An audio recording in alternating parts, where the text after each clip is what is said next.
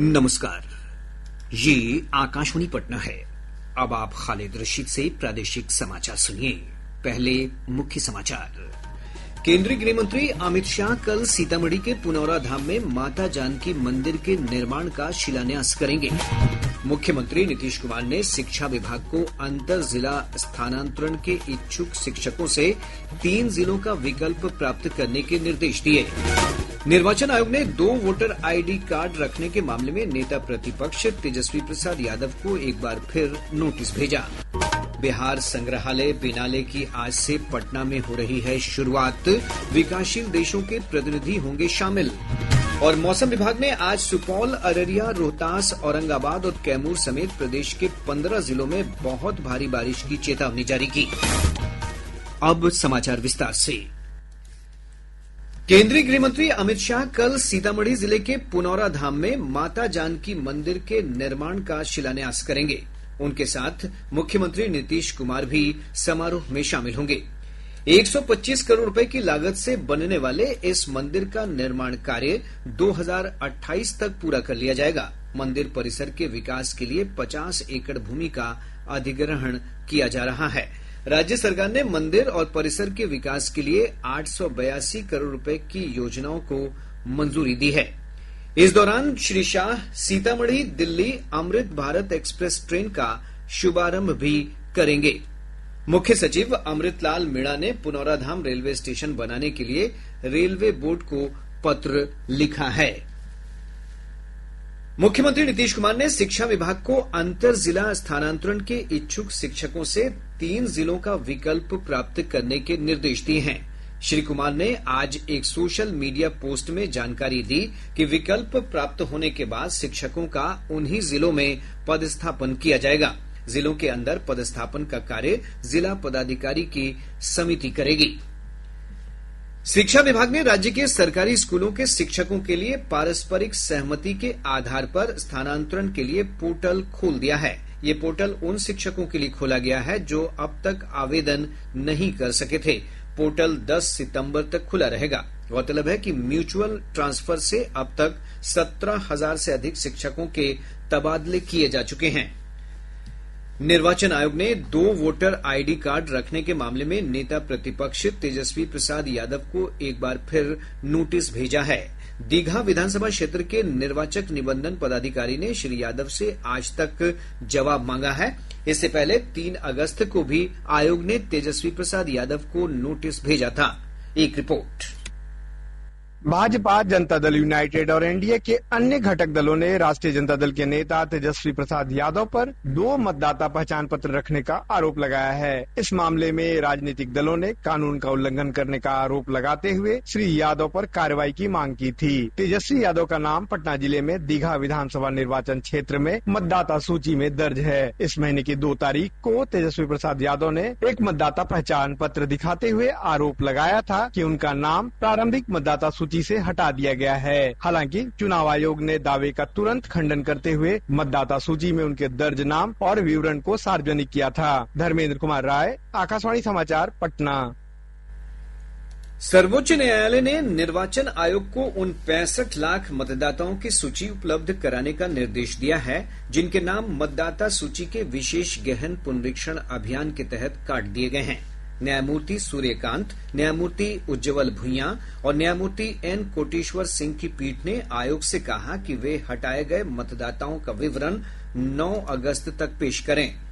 पीठ ने कहा कि जो डेटा पहले राजनीतिक दलों के साथ साझा किया जा चुका है उसकी एक प्रति मामले के याचिकाकर्ता एसोसिएशन फॉर डेमोक्रेटिक रिफॉर्म्स को भी उपलब्ध कराई जाए।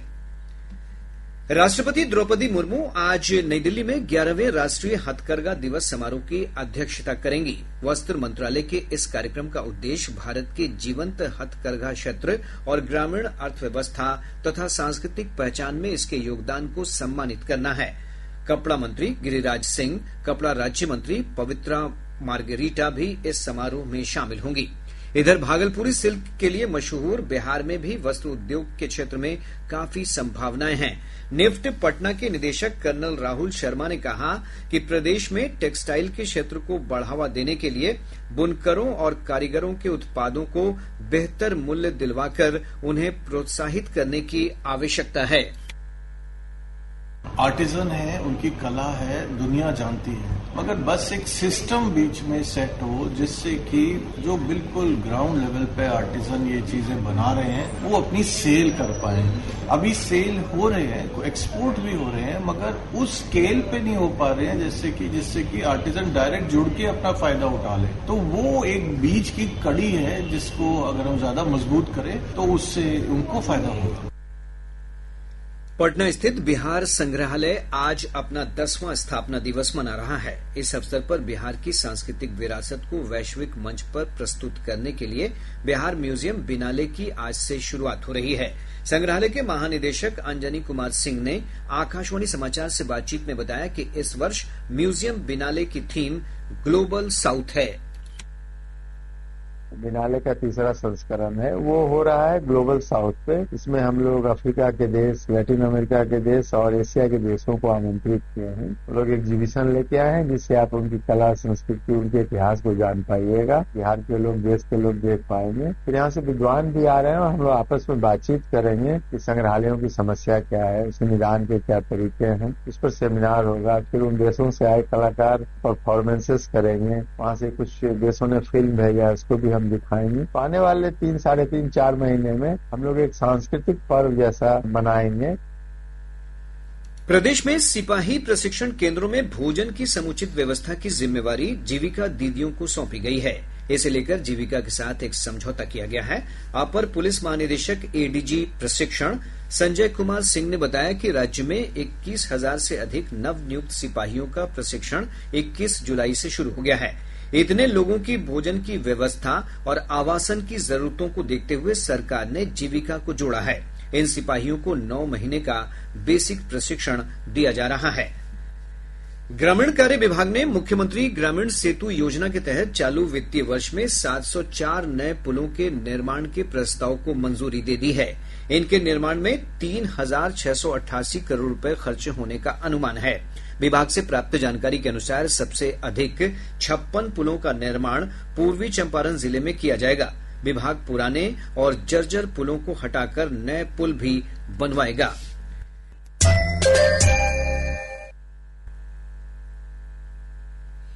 प्रादेशिक समाचार आप आकाशवाणी पटना से सुन रहे हैं। ताजा समाचारों के लिए आप हमारे एक्स हैंडल AIR_News_पटना पर जा सकते हैं। मानसून की सक्रियता के कारण प्रदेश के अधिकतर भागों में बारिश की परिस्थितियां बनी हुई हैं। मौसम विभाग के अनुसार पिछले 24 घंटों में बांका, जमुई और नवादा समेत राज्य के दक्षिण मध्य और दक्षिण पूर्व भागों में कई स्थानों पर भारी बारिश दर्ज की गई है। विभाग ने अपने पूर्वानुमान में कहा है कि अगले 24 घंटों के दौरान सुपौल, अररिया, रोहतास, औरंगाबाद और कैमूर समेत प्रदेश के उत्तर पूर्व और दक्षिण पश्चिम भागों में कई स्थानों पर बहुत भारी बारिश की आशंका है। इस दौरान पश्चिम चंपारण, पूर्वी चंपारण, सीतामढ़ी, शिवहर, मधुबनी, किशनगंज, गोपालगंज और गयाजी जिलों में कुछ स्थानों पर भारी वर्षा हो सकती है। प्रदेश से होकर गुजरने वाली अधिकतर नदियों के जलस्तर में बढ़ोतरी का सिलसिला जारी है। केंद्रीय जल आयोग से प्राप्त जानकारी के अनुसार गंगा, पुनपुन, सोन, बागमती, कोसी और बूढ़ी गंडक नदी कई जगहों पर खतरे के निशान से ऊपर बह रही है। प्रदेश के विभिन्न जिलों में बाढ़ की स्थिति गंभीर हो गई है। पटना, बक्सर, भागलपुर, मुंगेर, बेगूसराय, भोजपुर, खगड़िया और कटिहार जिले में बाढ़ की स्थिति में कोई सुधार नहीं है। गंगा नदी के जलस्तर में लगातार हो रही बढ़ोतरी से पटना जिले के दियारा इलाके में बाढ़ की स्थिति विकट हो गई है। हमारे संवाददाता ने बताया है कि दानापुर के पुरानी पानापुर, कासिमचक, हेतनपुर, गंगहारा, पतलापुर, मानस और अकीलपुर पंचायत के विभिन्न गांव बाढ़ की चपेट में आ चुके हैं। इधर बाढ़ के कारण गंगा दियारा से बाहर आए लोगों के लिए जिला प्रशासन ने 32 बाढ़ सहायता केंद्र स्थापित किए हैं। जिले में 6 सामुदायिक रसोई केंद्र भी बनाए गए हैं। इस बीच गंगा के जलस्तर में बढ़ोतरी के चलते नगर निगम ने भद्र घाट और महावीर घाट पर होने वाली गंगा आरती पर रोक लगा दी है। इधर बक्सर में गंगा नदी का पानी लगातार नए इलाकों में फैल रहा है। जिले के 5 अंचलों की 11 पंचायतों के 22 गांव आंशिक रूप से बाढ़ की चपेट में आ चुके हैं। वहीं भोजपुर जिले के शाहपुर, बड़हरा और कोइलवर प्रखंड बाढ़ से सबसे अधिक प्रभावित हैं। मुंगेर से हमारे संवाददाता ने बताया है कि जिले के तटवर्ती क्षेत्रों में बाढ़ की स्थिति लगातार गंभीर बनी हुई है। जिले के सदर प्रखंड के कुतलुपुर, जाफरनगर, तारापुर, डीरा के रैया, टीकारामपुर, मोहली, नौवागढ़ी उत्तरी और मई पंचायत के कई गांव बाढ़ की चपेट में आ गए हैं। प्रभावित क्षेत्रों से लोग ऊंचे स्थानों की ओर पलायन करने लगे हैं। बरियारपुर प्रखंड के भी कई गांव बाढ़ से प्रभावित हैं। इधर जिला प्रशासन ने 6 प्रखंडों में बाढ़ पीड़ितों के लिए 72 शिविर बनाए हैं। वहीं 38 सामुदायिक रसोई घर की व्यवस्था की गई है। पशुओं के लिए 21 आश्रय स्थल बनाए गए हैं। आकाशवाणी समाचार के लिए मुंगेर से प्रशांत कुमार सिंह। हमारे बेगूसराय संवाददाता ने बताया कि गंगा नदी के जलस्तर में लगातार हो रही बढ़ोतरी से तटवर्ती क्षेत्रों के लोगों की चिंता बढ़ गई है। खगड़िया जिले में गंगा, कोसी और गंडक नदी के उफान पर रहने के चलते नए इलाकों में बाढ़ का पानी फैल रहा है। कटिहार जिले में भी बाढ़ की स्थिति में कोई सुधार नहीं है। बिहार विद्यालय परीक्षा समिति ने डीएलएड दूरस्थ शिक्षा के 3 सत्रों की विशेष परीक्षा का कार्यक्रम जारी कर दिया है। परीक्षा को लेकर आवेदन से वंचित विद्यार्थी कल तक आवेदन कर सकते हैं। राजगीर में आयोजित होने वाले एशिया रग्बी अंडर 20 चैंपियनशिप के लिए तैयारियां पूरी कर ली गई हैं। प्रतियोगिता का आयोजन 9 और 10 अगस्त को स्थानीय खेल परिसर में होगा। इस बीच प्रतियोगिता में शामिल होने के लिए विभिन्न देशों की टीमों का राजगीर पहुंचने का सिलसिला शुरू हो गया है। हमारे संवाददाता ने बताया कि कल चीन की टीम राजगीर पहुंची। टीम आज अभ्यास सत्र में भी भाग लेगी। अब पटना से प्रकाशित प्रमुख समाचार पत्रों की सुर्खियां। आज के सभी समाचार पत्रों ने अलग अलग खबरों को प्रमुखता से प्रकाशित किया है। हिन्दुस्तान ने अमेरिका की कार्रवाई पर लिखा है, ट्रंप का टैरिफ 50% तक पहुंचा। दैनिक जागरण ने एसआईआर पर सर्वोच्च न्यायालय के निर्देश पर लिखा है, 65 लाख नाम हटाने पर मांगा जवाब। दैनिक भास्कर ने मौसम की खबर को प्रमुखता देते हुए लिखा है, साइक्लोन सर्कुलेशन से 15 जिलों में आज भारी बारिश होगी। प्रभात खबर ने सीबीएसई बोर्ड के दिशा निर्देश को प्रमुखता देते हुए लिखा है, 10वीं परीक्षा में 2 पेपर के बीच रहेगा कम गैप, अप्रैल में रिजल्ट। आज अखबार लिखता है, शिक्षकों को फिर मिला पारस्परिक स्थानांतरण का मौका। और अब अंत में मुख्य समाचार एक बार फिर। केंद्रीय गृह मंत्री अमित शाह कल सीतामढ़ी के पुनौरा धाम में माता जानकी मंदिर के निर्माण का शिलान्यास करेंगे। मुख्यमंत्री नीतीश कुमार ने शिक्षा विभाग को अंतर जिला स्थानांतरण के इच्छुक शिक्षकों से 3 जिलों का विकल्प प्राप्त करने के निर्देश दिए। निर्वाचन आयोग ने 2 वोटर आईडी कार्ड रखने के मामले में नेता प्रतिपक्ष तेजस्वी प्रसाद यादव को एक बार फिर नोटिस भेजा। बिहार संग्रहालय बिनाले की आज से पटना में हो रही है शुरुआत।